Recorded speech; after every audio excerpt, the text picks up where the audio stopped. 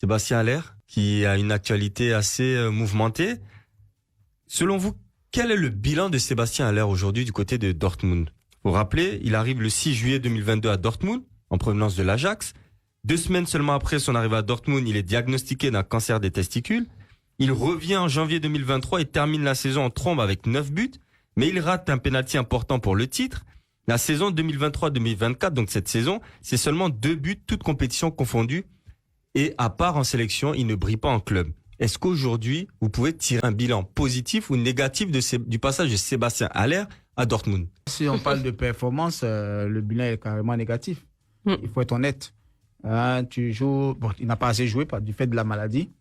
Il arrive, la malchance, c'est que c'est lui qui loupe le penalty qui pourrait plus faire de Dortmund le champion, malheureusement.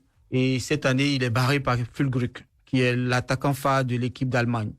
Après, il ne joue pas assez, le temps de jeu n'est pas important.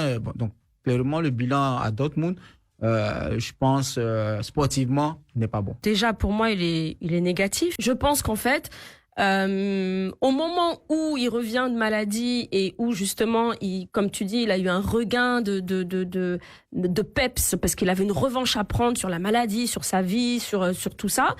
Et ben malheureusement, il était déjà à la fin de la saison, il était déjà plus dans les plans pour cette année. En face de lui, il y a un attaquant qui, en plus de ça, joue en équipe nationale allemande.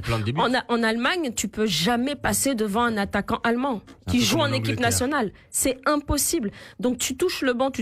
Et puis en plus, on a bien compris qu'il n'était pas du tout dans les plans du coach. Il est plus du tout dans les plans du club. Un club qui, je rappelle encore une fois, jusqu'à il y a quelques mois, le soutenait corps et âme. On est avec toi. Et puis finalement, on n'est pas si avec toi que ça parce qu'on te rend pas service. Parce qu'un joueur qui fait pas de stats et qui fait pas de minutes, toi, tu sais, c'est compliqué. Un joueur, il a besoin de jouer.